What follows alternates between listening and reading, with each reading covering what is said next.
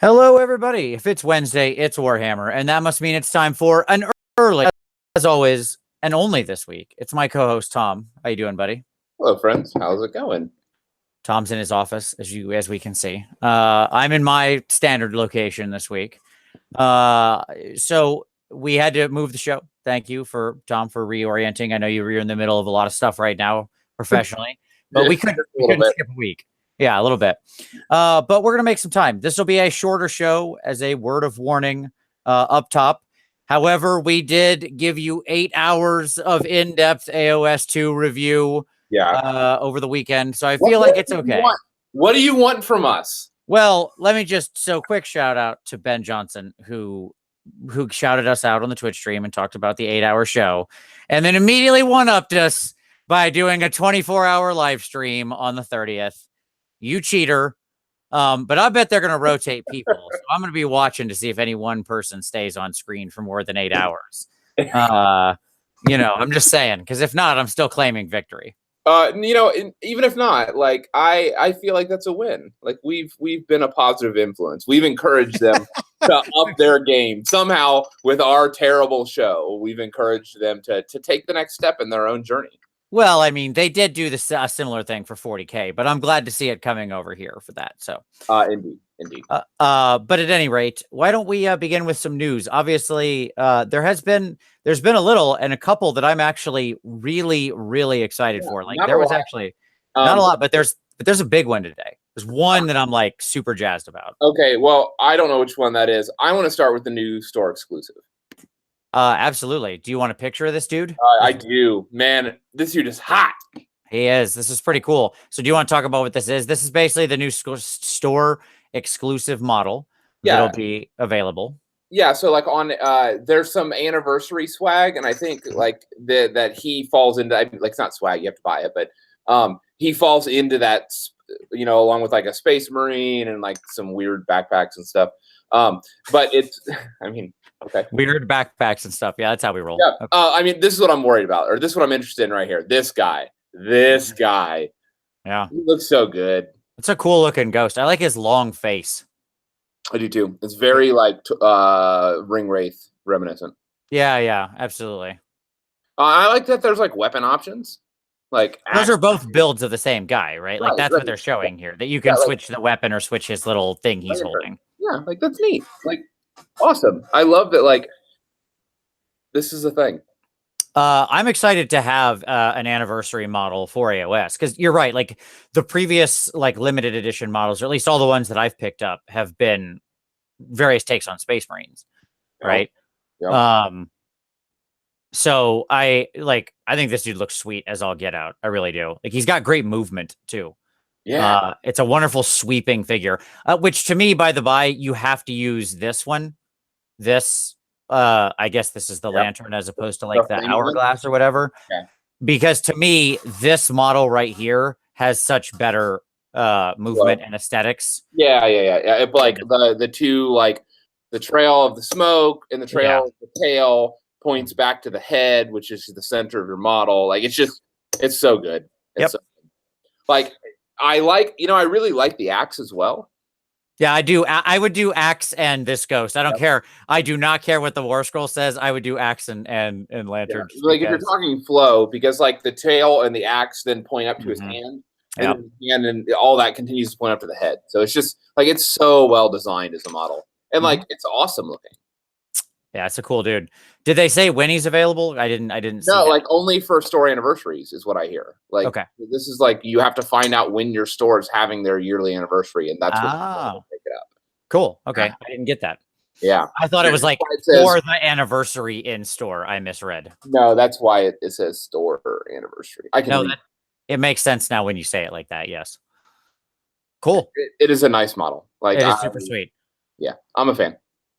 And for everybody else who doesn't have a store near them or want to go buy the model, look, worst case is you get another ghost hero of some kind for your army that you can just convert probably like any of 100 different ghosts in that box set into. So like how many extra lanterns has there been in any of 100 kits? It's not exactly a hard thing to get a hold of. So true. It's so true. Yep. Well, I want to jump to Rumor Engine next. Okay, the rumor engine that we're gonna blow right past, but sure, that's fine. We can do that. Sure. It's a thing. I understand. It is, in fact, a thing. All right, it is a thing that is not for us, but it is a thing. So here you go. Here's the rumor engine. We like models. Models are neat. Sure. There you go. It's snake pipe. It is snake pipe, yeah. Yeah, some kind of flamethrower thing, probably. I'm gonna assume what this is a preview of is some Necromunda gang. That's what it looks like to me. Yeah. But like, what is the cross bar? This is the tube of whatever is, fuel and stuff. Like this is a fuel tube, and this is the shooty tube. Okay. Official term. Yep.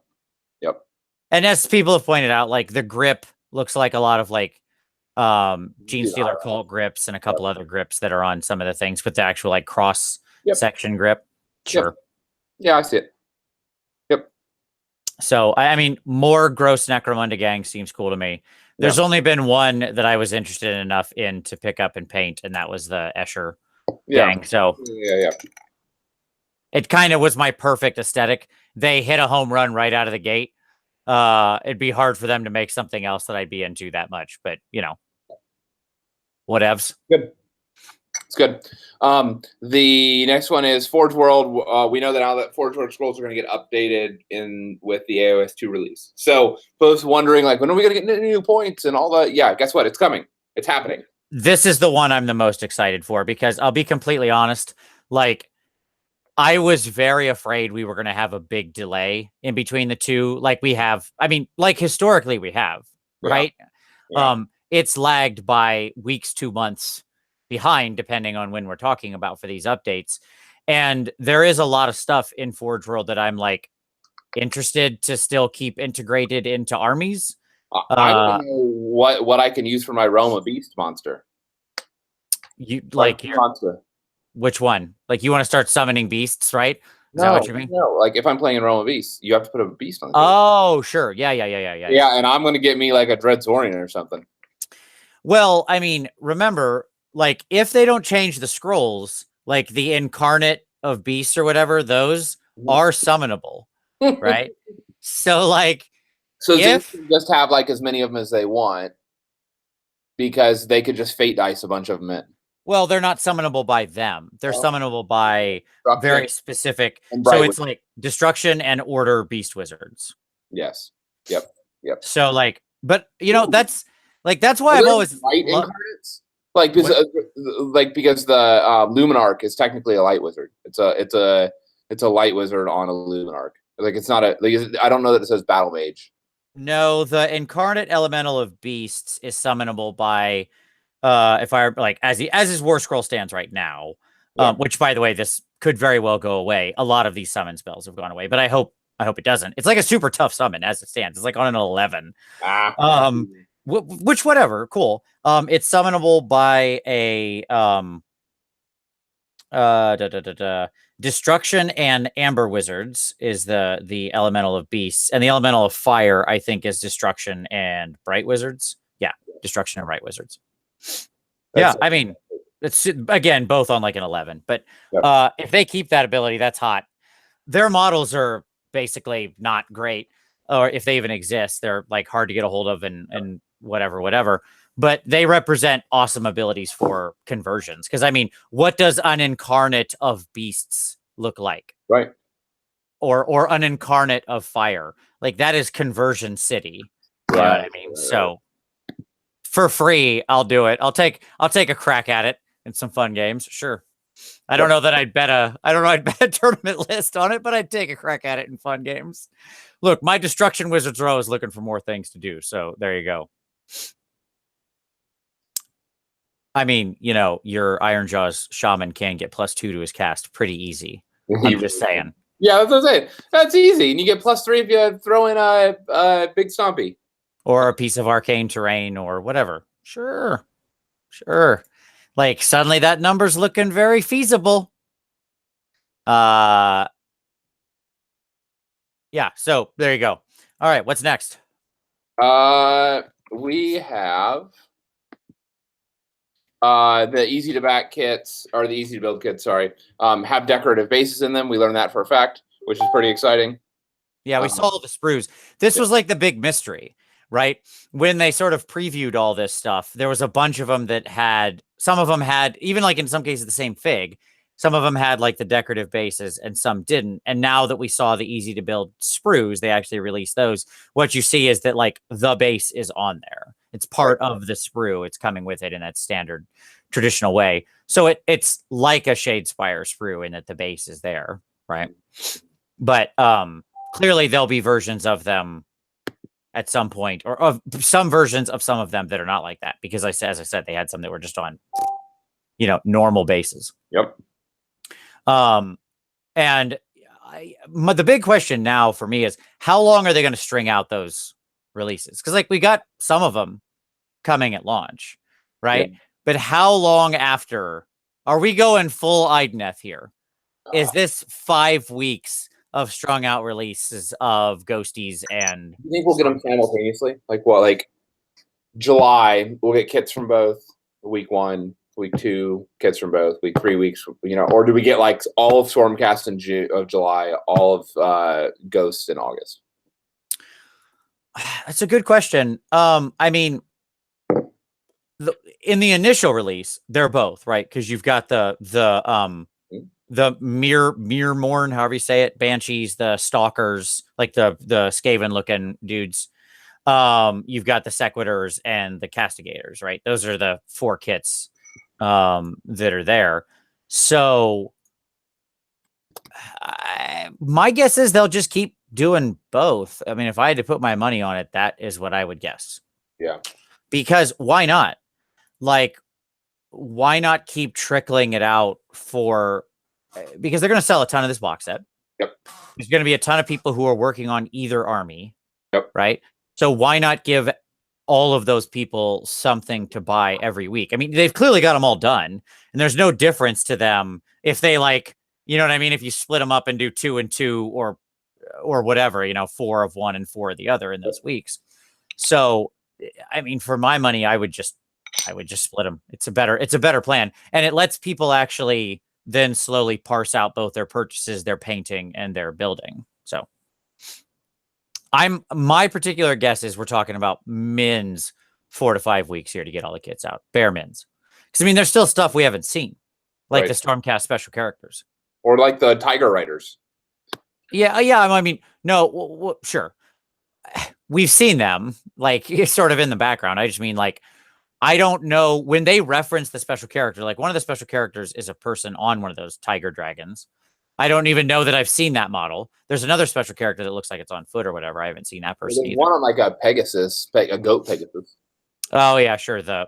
Well, then there was the art that teased that. So yeah, like I want to see all of that. That's the answer. Yep. But yeah, I'm thinking minimum 4 to 5 weeks. Somebody asked about the battle tomes. I mean, that's another rub in this, right? Of like, when do we get the tomes? And traditionally the tomes come early, not late. Yeah, but that's clearly not the case here, because otherwise they'd come out on the 30th. No, they'll come out. This stuff come out on the 30th. The next day would be the next week would be the tomes with another set of kits, and then so whatever the first week of like releases after the starter, I would expect the tomes if I were guessing, and then following after that, we'll get some of both kits. I don't know. I mean, personal guess, I would say we get Nighthaunt first, and then yes, a week or 2 later, you'd get the Stormcast one. Personal guess.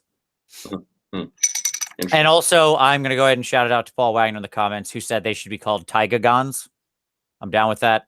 Taigagons it is, Paul. The Taigagon Riders. It's very difficult to say, and that's why I like it. What else we got? Yeah. That's it, right? I mean, I think that's. Oh, there was a Shadespire FAQ. The FAQ, the 1.4. Yep. 1.4. It didn't really have much in the way of rules. Yeah. But it is a super useful resource if you have questions, because it was mostly FAQ update in the really traditional sense of that meaning. Yep. What I mean is like it was frequently asked questions and answered, right? So like if you look at the document, almost all of the magenta for the new stuff is just in questions answered. Nice. And it was a lot of like pretty simple stuff that I could see, especially newer players not being totally clear on. Yep. And so they were pretty good clarifications. I doubt there's much in there that people who are like deep into it would need to know, but who knows? To return back quickly back to Taigagons. Taigagons, yeah, as they're officially called now. Yes. I could see, like conceptually, I could see a really sweet army with Taigagons, hunters. Sure. So the bad saying, like Vanguard you're saying like look wise here, right? Yeah. Oh, yeah. I mean, not stats. We don't know. Well, okay, man. The hunters went down to 120. They're a veritable steal now. They're good. They're okay. My son used some against me the other day. Sure. But it's because I'm building those hunters that made me think of this. Like doing Taigagons. So you have these tigers. You have you can do hunters, which have like big pelts, axes, and then run white lions. Oh, jeez. And you could do like a tiger. So ridiculous. Like the aesthetic. It would be a unified aesthetic. And like white lions are not a bad buy now. You're ridiculous. How awesome would that be? It would look awesome. It would look super sweet. Sure, throw in some chariots too. Why not? Yeah, get the white lion chariots in there. Points now. I mean, they're so good because that's what I keep getting told by a lot of articles, that chariots are really good. I don't know that that's true. I don't know that I believe that advice, but a lot of articles have told me that. That seems suspect advice, though, and that's what matters. There was back in the day, in the very old battle tomes, whatever you want to call them, whatever they were back then. Yep. They used to print like, and they would do this in White Dwarf too. They would print like hot tips. Yep. Okay.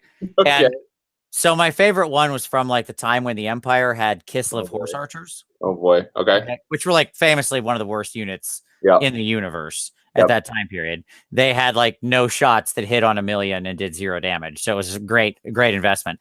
Yep. And they had a whole section devoted to like hot tip Kislev horse archers are really good at Herod, blah, blah, blah, blah, blah, all this stuff.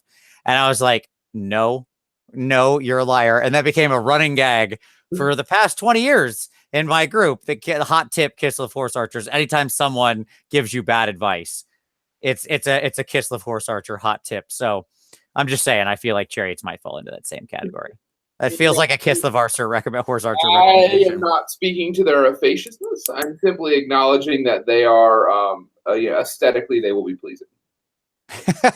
Sure. Like, again, hunters, and because they all have axes, and it's all dudes with axes and fur cloaks. Yes. Yeah, like it'd look very rugged.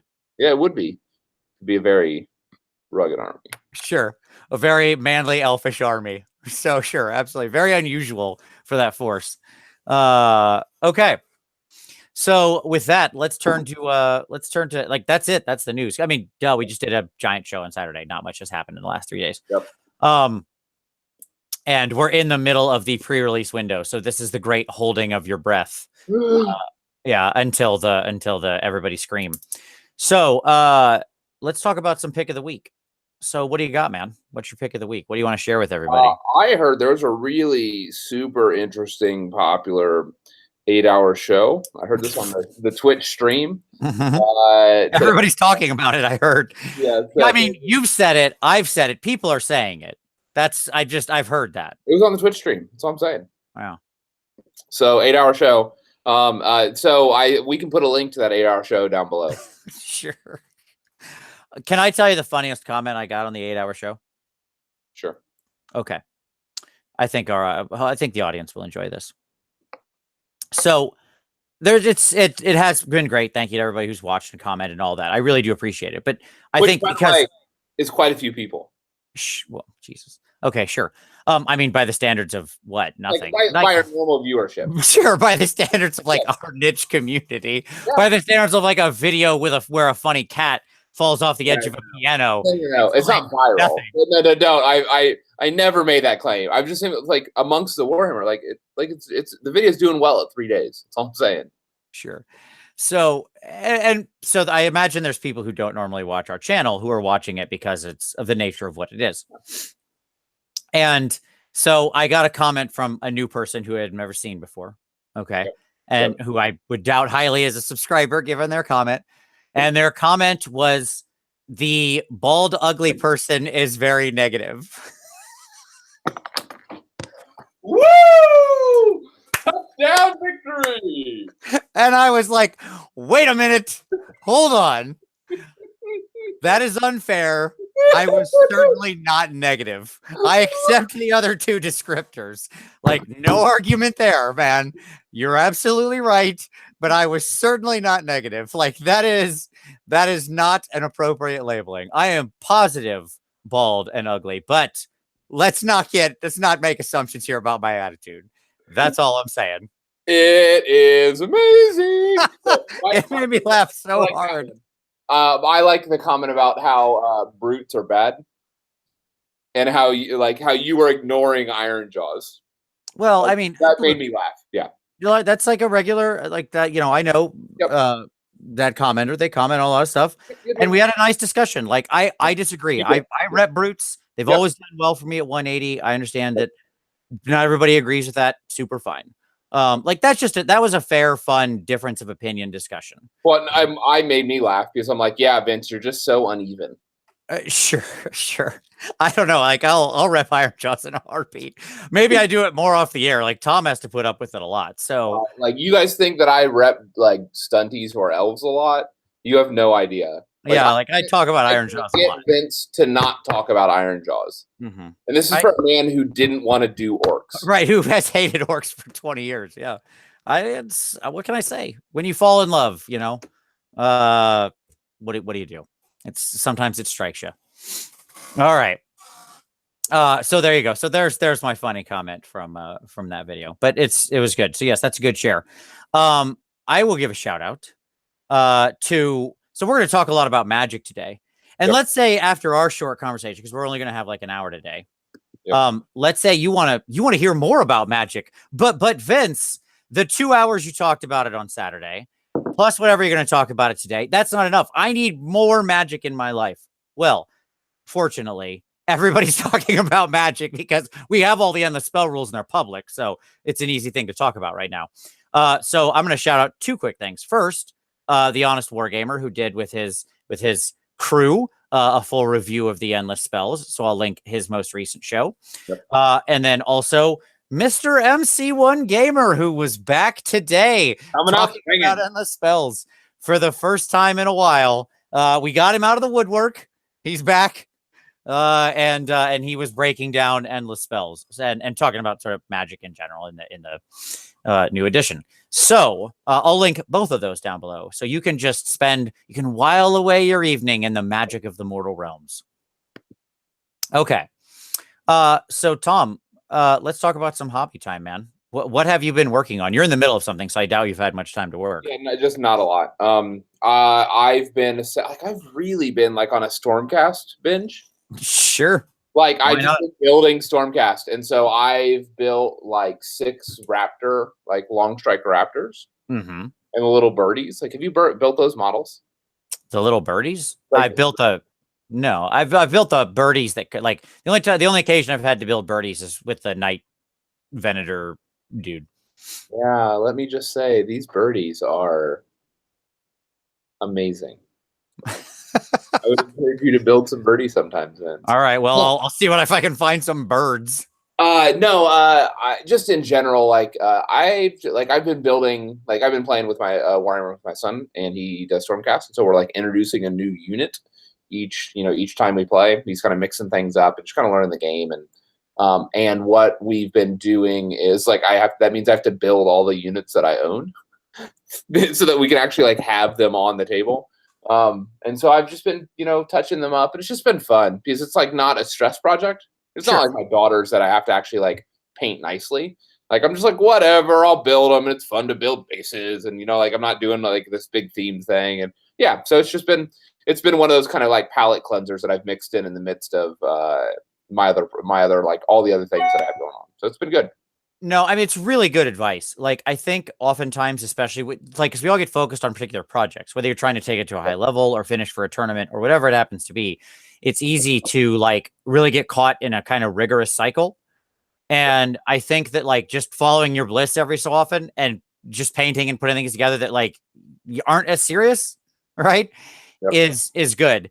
I like mixing in models for old armies every so often, right? And the way I do that is Skaven, because I have just like piles of extra Skaven heroes sitting around from years of detritus.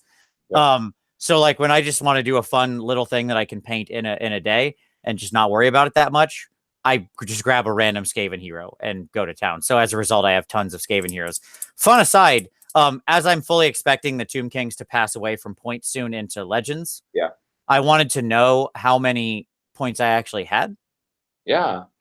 Right. So I went into Scroll Builder now and totaled it all up. And depending on like options, because some stuff could be, you know, done in different ways. I have either 13,500 or 14,000. So I was like, okay, well, that's cool. I'm gonna have 0 soon, probably. So we'll see how that goes. Another thing, hobby kind of related, that I've been doing this week, it just dawned on me. So I have a friend over that's that's from across the pond. Lived in the Nottingham area for a long time and lived in and lives in London now. And he was a Warhammerist, and we just like we had professional overlap, and so we were friends there. And then I found out that obviously like he has done a fair share of warhammering in his day. And so I'm hosting him this week as part of the professional stuff I have going on. And so it's been fun. Like he walks into the basement and he's like, "I'm home," at like the mountains of models and stuff like that. And so I'm like having to talk my friends down from like playing Warhammer like literally all night. It's been fun. Like yeah, so it's been good. It's neat to like, it's not often that you get to like show off what you've invested your time in. Like we do some of that online, but to actually like walk people through your collections that are like interested in it and stuff like that. So it was just a neat experience that I hadn't done a whole lot of, like somebody that was knowing of what those things are and appreciative of that. And so I got to look at a lot of my old models that I hadn't touched in a long time. And it was fun. Nice. I dig it. No, that's cool. Yes, most of the people who come through my office, as we said on the Wives show, are people that my wife just brings around who look at me very strangely. That's usually the reaction there. Yep. Yeah, exactly. And so that's what I'm saying. Like, it's interesting to like have someone in who knows what that thing is and can appreciate the time and energy when they look at it and go, "Wow," and just appreciate those things. So sure, it was nice. For me, I finished up my Snake Girls today. Their bases are drying or whatever, so they're not on there yet. But I finished up my last unit for the army right now. That'll put me at 2,500 points. I finished up my last Snake Girl unit. So I ended up going all Blood Sisters, which means I can't Temple Nest it up, but I don't care because Temple Nest is too expensive now anyways. And it has the Bloodstalker tax, and I don't like them that much anyway. So there you go. Now I have all the unit I want. That your general, because then you don't ever get the benefit of the command point thing you don't get to use for daughters. Sure. Yeah. So, I'm good with it. But I love these models. Like these Snake Girls are some of my favorite models, like ever. So if I need more in the future, that's not a bad thing. I'm okay with it. So there you go. Tom, are you ready to talk about magic? Yeah. I've heard that it is in fact a kind of magic. So what we're going to talk about, where would you like to start? Here's where we should start. Let's start with the most audacious statement, shall we? Okay. Horde meta is dead. Magic meta is real. That's it. The world is changing. And the world is changing. And it's time for Wizards. Wizards rule the world now. Magic is everything. Blah. There you go. I made the highest statement. I went to 11 right away. All right. So there we go. Now, I don't necessarily think that's true, but just like I didn't think Horde meta was true. I don't think Horde meta was true. Like it wasn't. You may have said it wasn't true, but I saw hundreds and hundreds and hundreds of models. And you know what else I saw? Armies that were still of not that big a size, that were around 40 to 50 models. There were armies that did run big hordes of models. Those became options, right? Anyway, we're not going to relitigate horde meta. Okay, it's real. Not real. All right. So the question is, what? I like Relian's response. Okay. So the question is the magic meta real and why? So let's talk about why suddenly magic is going to shoot up in importance. Yeah. So walk us through some stuff here, because there's several different things pushing on this, just like before. Are you typing a response? Yeah, I was reading through the funny responses. Sorry. Gotcha. So it's your turn to talk now. Okay. Dial in, be here now. Sorry. And the question was, why are we saying it's suddenly magic meta? Because everything revolves around magic now. No, I mean, what I would say is this. Endless spells are a thing that are a part of the equation now. They have to be taken into account. There are now scenarios that require wizards or have to take into account the presence of wizards and how strong wizards are and what wizards can do. And Stormcast have wizards now, so all of Order have wizards now. We are now incentivized more strongly than ever to have wizards. I mean, that's all those things. Yes. So I would put it on 3 elements, right? Yep. And yep. Yes, like wizards are everywhere now. Stormcast wizards. The second Stormcast wizards walked onto the board, they really flooded in everywhere, because every other, like, already things like death were certainly not shy of wizards. They have the most powerful single caster in the game. They have a pretty decent battalion that incentivizes wizards, although that shot way up in cost, but it's still there. Yep. Realm spells technically too. I didn't mention realm spells. Sure. Chaos has obviously tons of magic. I mean, Tzeentch is around. The Tzeentch apocalypse may or may not be real. I vote it's not. I think Tzeentch is primed to explode. That's a different discussion. We'll do a whole Tzeentch show after we see all war scrolls and everything. Tzeentch is primed to multiply? They're primed to change everything. But the and obviously, like, destruction's probably the weakest, just because, but there's plenty of like dumb shamans floating around. There always were. Most had access to it. The problem was Stormcast, your banner boys, didn't have great access to magic or a great caster. Now they do. They have pretty great casters. And those casters then filter backwards since everybody else has access to Stormcast. That's 1. 2. 2 of the scenarios, 2 of the 6 new scenarios, care about wizards to some degree. Now, how much we can argue about, we'll talk about. Count as 20 models in one of them, but it's not only wizards. We'll get there. Yep. Okay. And then 3, yes, is endless spells, right? And so I agree with all of that. Like, that's a lot of magic suddenly being fused in the game. The only reason I don't count realm spells in that is like, we have yet to see how much that penetrates. Yeah, I mean, what I would say is this. If realms get used, by not having wizards, you're leaving too much utility on the table. Because if you have a wizard in a realm, you automatically get all 6 spells. Yeah, sure. Like you're saying, if you're using the realm rules, it would be almost out of your mind not to have a wizard on the table. Way too much utility. Right. Yeah. And we went through and did a full evaluation of all the realm spells. And the reality is that every realm has like 1 or 2 at least decent spells, right? And then there's Banishment. And then there's straight bent spells like Banishment, yes.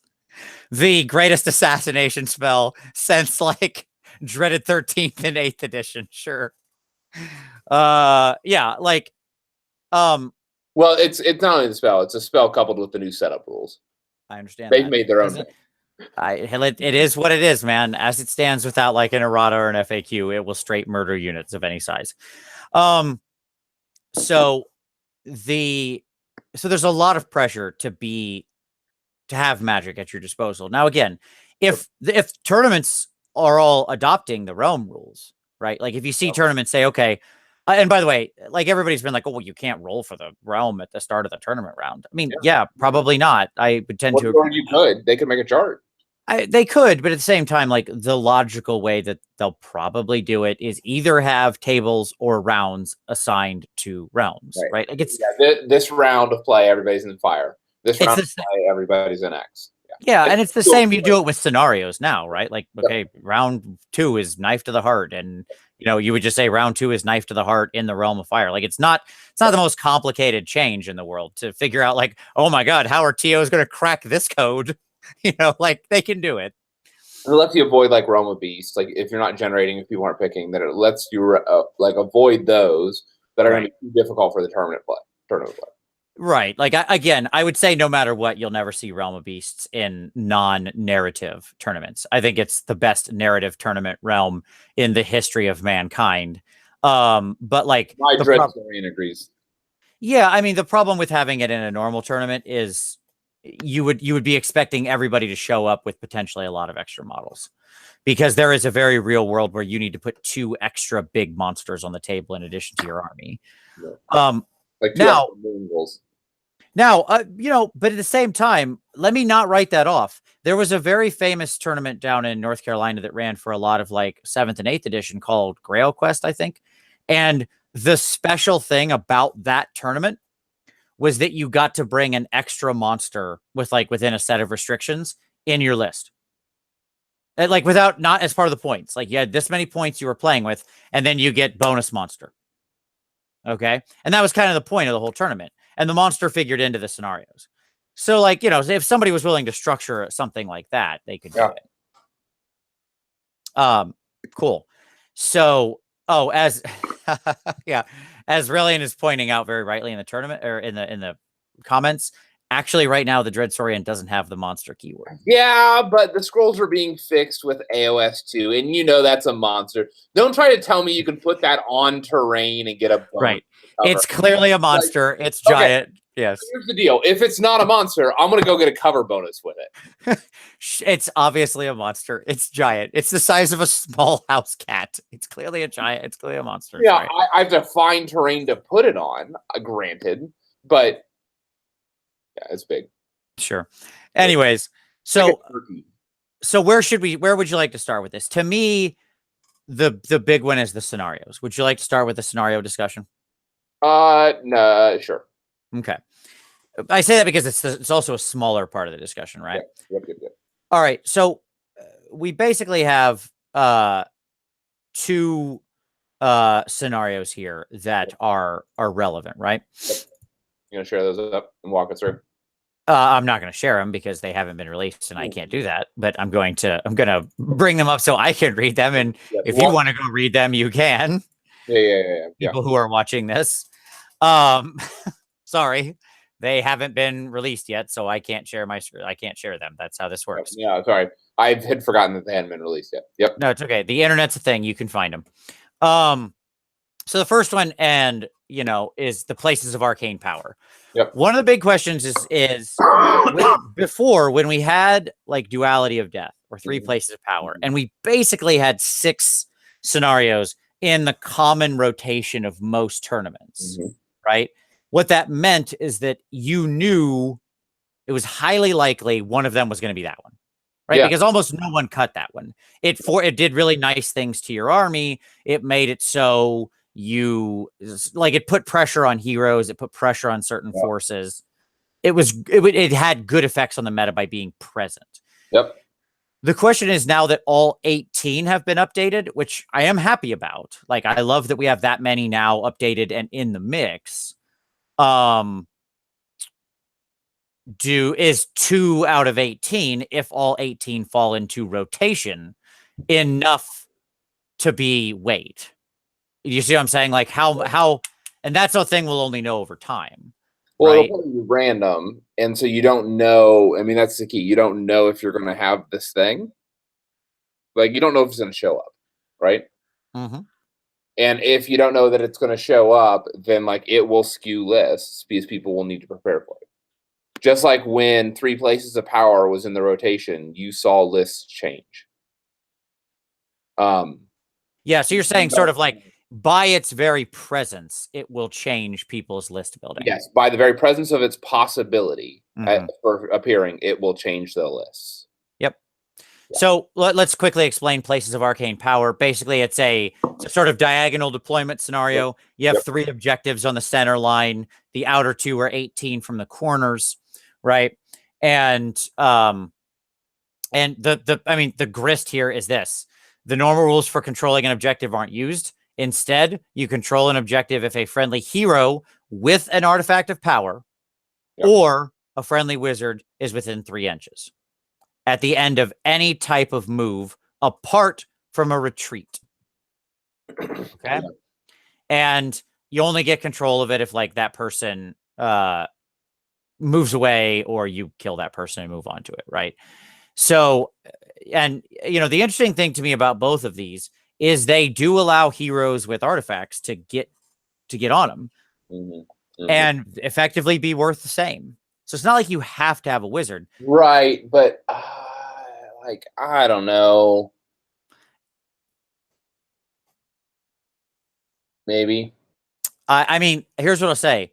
There are some factions who I would much rather have a hero with an artifact like going in to take that point than a wizard. Mega boss, like a mega boss. Yeah. Yes, 100%. Iron Jaws. Yeah. That weird knob ain't going nowhere near that thing. I'm going to go smash the crap out of it and sit on it and, you know, pry me off. Yep. Okay. Like I certainly have in most of my Iron Jaws lists, I have 3 magic items. Yeah. Right. So it's not like I'm short of heroes with trinkets. Yeah. But at the same time, like talking mega boss, like I think about like, okay, what about Marathi? Like she's going to be your go-to in that environment. Sure, Marathi is very powerful. I mean, all the big people, right? But especially like Marathi and Nagash stand apart. Marathi, her ability to limit damage taken, and Nagash for just being an utter house who can like heal himself 15 wounds as soon as he can, as quick as he can cast a spell, right? So like, yeah, those people, but those people would have been powerful if it just said hero, right? Like it didn't need to have this wizard thing to suddenly skew the meta. Like, yeah, they were great before, they're great now. Okay. Right? I mean, my point being, it could have just been another duality of death, and those things would have been just as true. Right. I mean, like a difference now is that like a Sisters of the Thorn could take that. Sure. Yeah. There's really interesting side effects here when you get into non-hero wizards. A block of 20 pink horrors. Or is 20 the max or 30? 30? Yeah, a block of 30 pink horse, maybe. Yeah, it's 30 for 540 now. So a block of 30 could take it. And like regen on Battle Shock. Sure. Yeah. Big pile of pink horrors, you know, the Brolocks, your Doomfires, Sisters of the Thorn. Sure. All the wizard units, right? Suddenly become something that can grab that. Really, for the low price of 600 points, you two can stand a pretty decent chance of holding an objective. In what scenario that you might have. Yeah, it's not the scariest thing. The units are the thing I'm the least afraid of. I'm excited that that's an option now in most cases. Cool. It expanded beyond just hero. Yeah, my point is that there wasn't a lot of people cut out here that you would have actually put on the point anyways, who tends to fall off of this list. Okay. Yep. Who tends to fall off of this list are your weedier, usually like lesser heroes that admittedly you might have went up and tried to grab or surf it late game with. And now that's not an option. But your primary point takers, I'm not sure they've changed. No, I mean, like the Star Drake still has to have that item. I mean, you'll see plenty of Star Drakes with ethereal amulets. Don't worry. Shouldn't be an issue. Okay. So yeah, it's fine. Again, like when you've got beat sticks like that, you tended to give them the item already.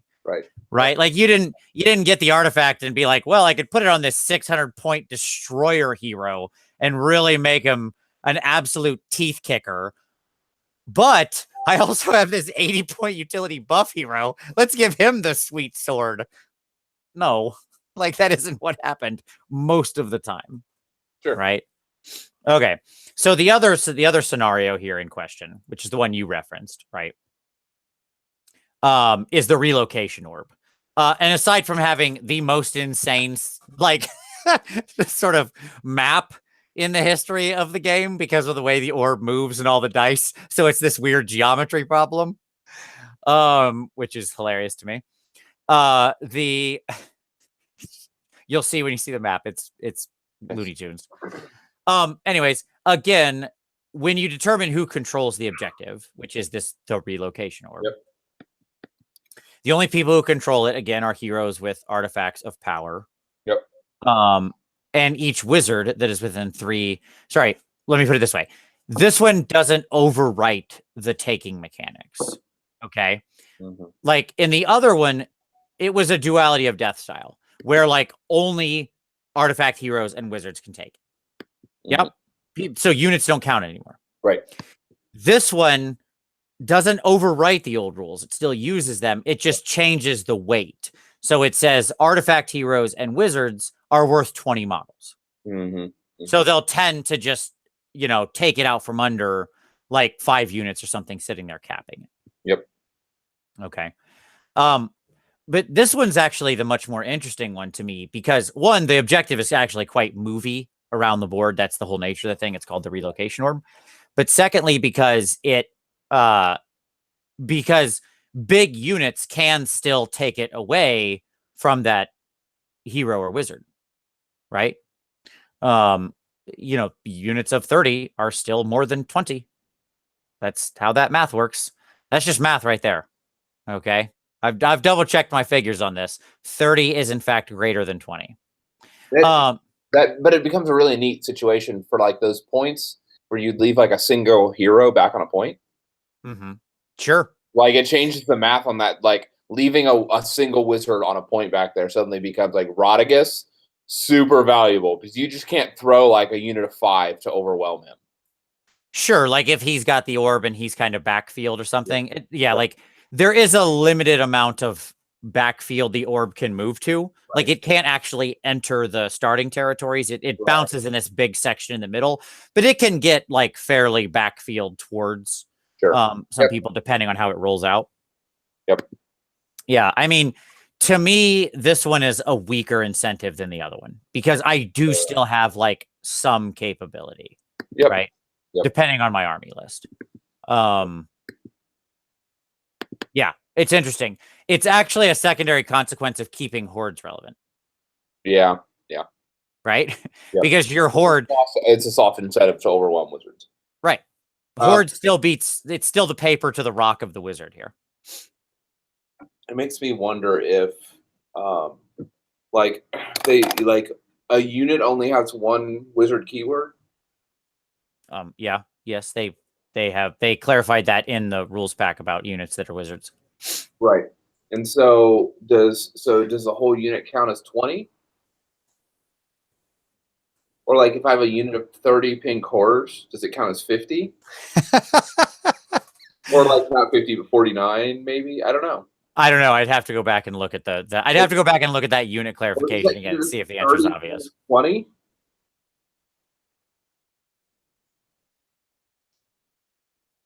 I think that would like the way I read the scenario. Or the 30 pink cars count as 150. No, the third counts as 7,000. No, no. I say 150. Like each model counts for, each model would count for 20 wizards. So no. The way I read the scenario, I think your 30 pink horrors would count as 20.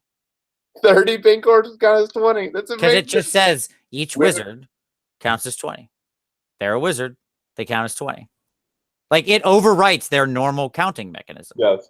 Right? So, that's what's happening here. Because normally a hero would be 1. Yeah. And then it says, no, overwrite that math. It's 20. Yep. Normally 30 pink horrors would be 30. It says, no, overwrite that math. They're 20. That's so hilarious. It's fantastic. So there you go. Hilarious. Hey, low price, 600 points. They're the hotness. You can't get enough of them 600 point picks. Blue hordes. You can split it up into all the blue hordes for free you want. Well, that sounds awesome. Okay. Let's keep moving. So I want to talk next about endless spells. Because I think you're going to see endless spells in most lists. Yep. Okay. What are your picks for the endless spells you think you're going to see the most often, and how much are they going to affect the game? Your number one is going to be Time Turner. Yeah, the Time Turner. By the way, that's the chronomatic cogs. Yeah, which Tom and I have officially switched to calling the Time Turner. It's Time Turner. It's a Time Turner. Yeah. It's a Time Turner. So like, yeah, I think the Time Turner is the hot. It's the 10 in the list to me. Like, it is what will, like, it's going to show up in every kind of list. Like, it's 60 points. It's useful to almost any army. It does 2 different settings, both of which have use depending on what your attack plan is.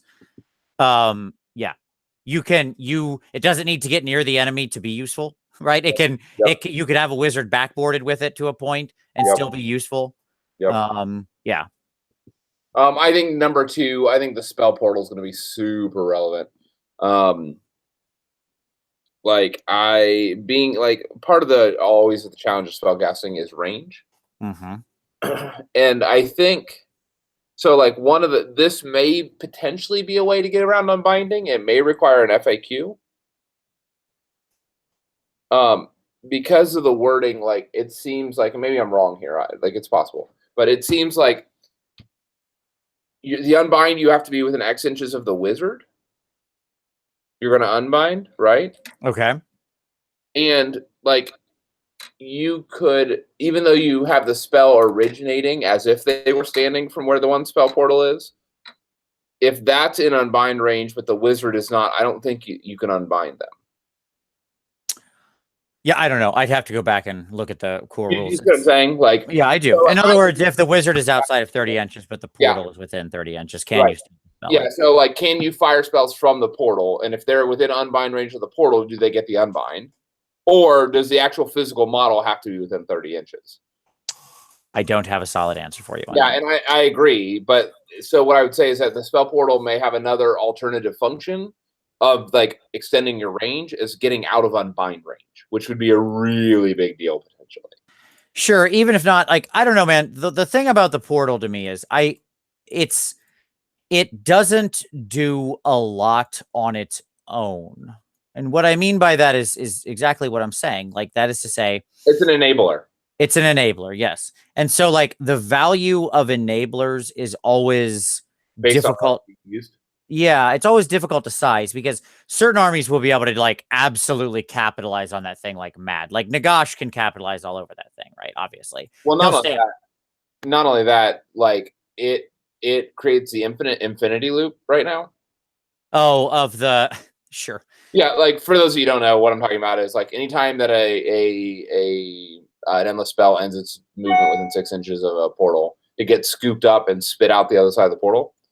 And the endless spells that are predatory ones specifically say, like, when you set this model up, move its distance. Right. And so you could create an infinity loop where, like, an endless spell could get zapped through a spell portal to the other end. When you set it up, it has to take a move. It moves to the other end of the spell portal. And so, like, if there's any models were dumb enough to go between the 2 spell portals, they would instantly die. Right. The key is, yeah, I mean, what would happen? Well, first of all, you'd create a recursive loop that wouldn't actually ever stop. So technically, it's, in old Magic terms, it's a timeout, right? Yeah. Because you literally just ended the game with a cycle you can't stop. Like, that's actually what would happen in Magic until they fix certain things. Oh, so if you do that, the game ends. Yeah, because I don't think it says, hold on, let me bring up one of these spells. It might say may. Yeah, never mind. You could stop it because you can immediately make a move with it, not must. So you could just not move it. So it wouldn't actually do that. But you're right. Any models that were in the middle of the 2 portals. Whoa, wait a minute. You could time a game out with it, though. I want to end the game now, so I create an infinity loop, and this has to resolve. And never. I keep moving it forever. That's a pretty easy way to get a 0 sports score on a judge called. Like, sure. That's not. That's very spike. But yes, the point is, if there's models, portal, the thing sets up moves, sets up moves, and you're resolving it every time for its movement effect, and it's just literally murdering everything in between there because it's infinite mortal wounds on anything in between the space. Yeah. That'll get fixed. Sure. You think that'll get fixed? The other one is, like, I haven't seen anything where it says, like, if you can't set up a model based on the setup rules, like, what you do with it. You're saying, like, with the endless spell, if you can't set it up? Yeah, like let's say it says set up within X inches, and there you can't set it up within those inches. Does it materialize? Or what about a movement? Like, what if the movement ends in the middle of a unit? Does it have to stop? No, that's easy. It's a friendly model. It is a friendly flying model. What happens if you try to fly your prosecutor over somebody? Okay. Over your own models. Can you stop on them? No, you have to land in open spaces. That's the base size of these things matters a huge amount. They are friendly flying models to both players. Yep. So like that question's easy. It's just like a flying unit in your army. Oh, that's easy. Like there's a lot of ways to control even the spell portal. You just set up models so that things can't set up within 6 inches of the spell portal. And they can't come back through the portal then. Yeah, I mean, that's the problem. Like the thing zipping. Yep. Like, again, they have to be able to legally set up the model. Now, again, there is no, like, if this thing can't be set up, it's slain sort of keyword. Because, like, I don't know, an endless spell can't be slain. Assumingly, it just doesn't get set up because it would fall back to sort of that common sense rule that you can't set a thing up that you can't set up. If you can't set it up, you can't set it up. It's prima facie self-evident. But that being said, there's no direct fallback to that. But yeah, so like to do that infinite loop, you'd have to have open space to land both times, right? Where you can zip between. But again, even that sounds scary until you realize how far these things actually move and like what you'd actually have to be achieving here. It's not, and where they'd have to have space. It's a very difficult thing to set up. So, and you'd have to have 2 wizards too. Because you're saying it can happen. It can happen. It's silly, but it can happen. You're saying I have a chance. Sure. What's your other? We don't have much time left. This is going to be, like I said, folks, a short one because Tom has a very serious dinner he has to go to. Can I give you a hot pick from me? Mind if I take one? I'd let you hear that. Quicksilver swords, yo. What? It's all about them swords. I love me some Quicksilver swords. They're 20 points. They have a very impressive threat range of 24 inches between their setup distance, their move distance, and their range distance. They're very swingy. People will often not want to burn one of their spells to dispel it because it's not as dangerous as some of the obvious ones. Yeah. And you will just whip, snap, assassinate heroes sometimes. Blah, blah, blah, blah. It's harder to hide from. It's on a small base. Quicksilver swords. For the low cost of 20 points, it is one of my favorite little assassination tools. I love them. Yeah, okay. I don't know a better 20 points you're going to spend. I really don't. Yeah. I serious. Like, for an average of 2 mortal wounds per time, that's what it is, right? Just on dice. And by the way, there's an easy standard deviation there where you get 0 and 4, right? Yeah. There ain't many better ways to do 20 points. Yeah, I hear that. I kind of like the pendulum, and I kind of hate it. Kind of like the pendulum, kind of like the... I kind of like the pendulum, and I kind of hate it because it has to travel in that line. Mm-hmm. Sure. So people can get out of the way. Yes. People can get out of the way, and then also... but it could also be set up in strategic positions where, like, it can cut through armies in a very dramatic way. Oh, sure. Well, like, yes, people can get out of the way unless they can't because they need to roughly be in a tight area. Like, say, terrain is a thing that's on a board and people can't always move through it. Friendly models can't move through it. Right. Yeah, it's exactly. Yeah, well, the other advantage of the pendulum is it can't backbite you. Right. There's a low backdraft potential because it can only go forward. And it does a D6, so that ain't shabby. Sure. I want to shout out the shackles, another hot pick. Yep. You generally need a caster either who can move upfield in the hero phase, or who can extend the range to really get maximum effect out of it. Yeah. But the shackles should read subtract. If you can get it off early, it should read subtract 1 spell from those cast by your enemy in the next round. Yeah. Yeah. Because that's what's going to happen. You're going to set them up along a line where your enemy is basically like staring down a situation where their entire army might end up being half moved the first turn. Okay. Like, that's a not unlikely scenario to accomplish, or at least the vast majority of their army on a 3-up. Yep. And that is way too high of a risk. So they're just going to burn one of their attempts. Now, it's not the hardest to dispel. You'd have to hot roll the 6. Yep. But 6 is pretty doable. And like, to me, it just says subtract 1 spell from your enemy's cast next round for 20 points. Okay. Yeah, I think that yeah, I would agree with that. Yeah. What do you? We didn't talk about Balewind in the show. You want to talk about Balewind real quick? Yeah, I think Balein's going to be good too. Like I have it; it's showing up on a lot of my lists. Sure. And more so than I love that 6 inches to range. You know, whether I'm playing with Marathi or like if range is really range, like you know what we've talked about, like it moves those endless spells to suddenly really interesting distances. That extra 6 inches. Mm-hmm. Mm-hmm. You know, setting those things up instead of setting it up with it wholly within 4 inches, setting it up wholly within 10 inches. Now, obviously, you have to do that in subsequent rounds. So you have to like turn 1, Balewind, turn 2, do your endless spell from that caster. Right, because the key as a single caster can only summon or dispel a single endless spell per round. Yep. But anyways, it's just interesting. Like I like Balewind quite a bit now, actually. For 40 points, 6 inches, extra spell, and adding 1 to save rolls.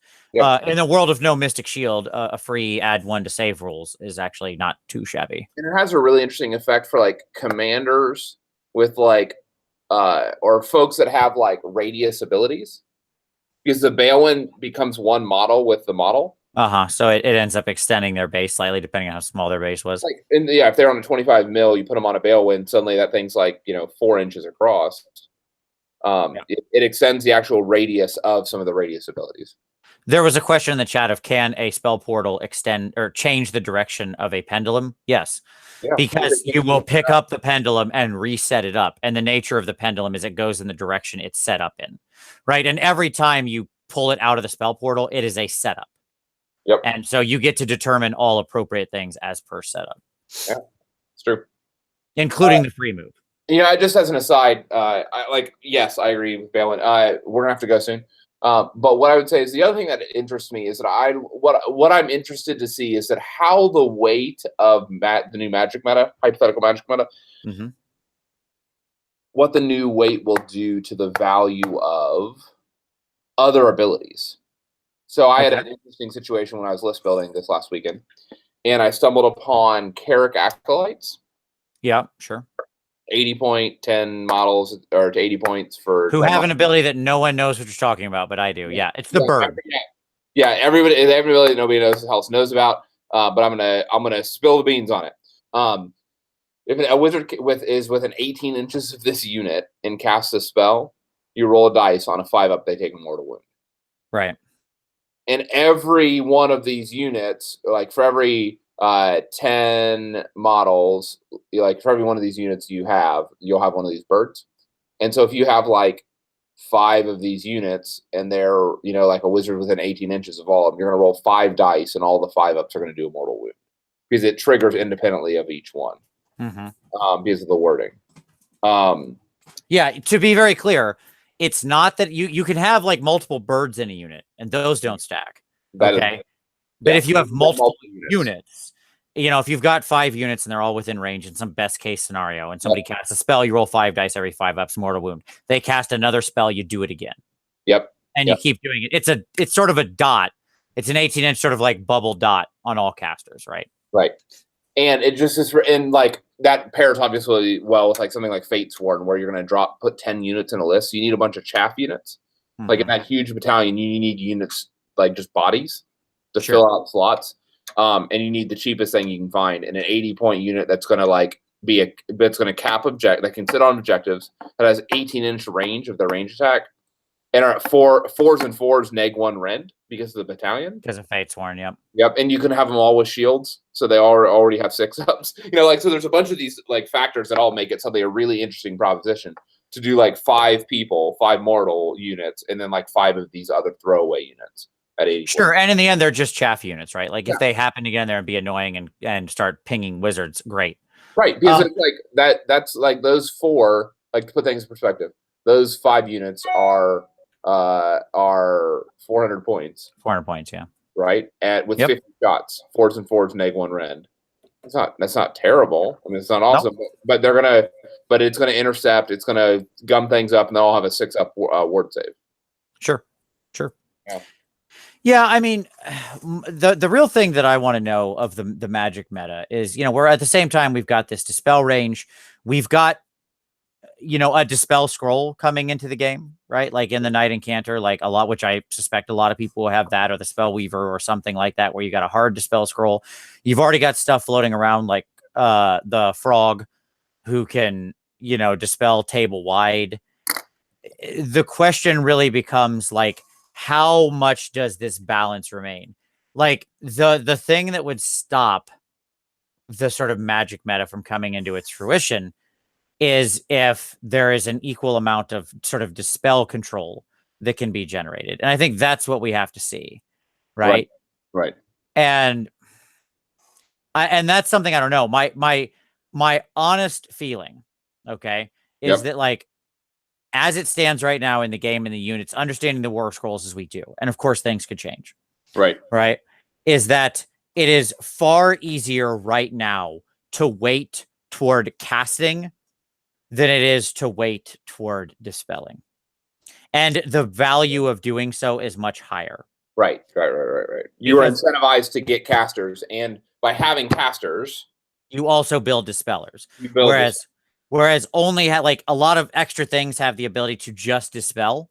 Right, but and you can't bonus that. Like most of them don't bonus it. It's not. Yeah, it's a lot harder to do that thing as opposed to casting.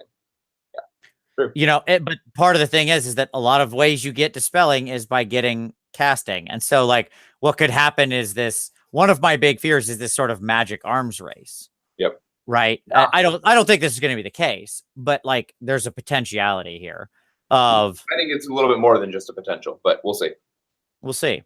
Yeah. Any final thoughts you want to give on Magic? Because I know we got to wrap it up. No, I'm just interested in actually the tertiary consequences, not any of these like primary and secondary consequences, but I'm really interested in the tertiary, like suddenly Carrick Acolytes having a role in the battlefield, like those abilities that most people aren't looking at right now. Mm-hmm. I think like that's what interests me the most. Flesh Hounds, baby. Like here's an example of a tertiary that gets really interesting, right? Star Drake. Why am I saying that? Well, you're talking about stupid Drakesworn, I suspect. No. Any of them. Any of the Star Drakes. Okay. They have a tertiary consequence of this. Okay, I'm ready. Each Star Drake can adjust any cast up or down one within 18 inches. So 2 Star Drakes on the table can swing +2 to all of their casters and -2 to all enemies. Oh, yeah, sure. Yeah, and so like that's a tertiary consequence where like suddenly like those other abilities that we don't think a whole lot about suddenly have really interesting weight when you stack them. Mm-hmm. Like there's a dwarf banner that gives, or there was at one time, that gives like -2 to cast values within X number of inches. Like I think there's a Khorne one as well. What does that look like when some of those abilities start to come together? And it's like, okay, everything within X number of inches is -7 to cast. Like we wouldn't have even thought of doing anything like that previously. But if there's a real meta, it may shift lists, is what I would say. I don't think a lot. Like it's not likely, but it's like those are the tertiaries is where the magic is at, and I mean that like somewhat ironically. Like the tertiaries is where things will break because most folks like imbalancing and things like that are thinking about primary and secondary consequences. Most of the time, they're not thinking about tertiaries. Sure, of course, yeah. So I am very interested to see how this all shakes out. This is sort of the early one where we talk about sketching out some of the incentives, and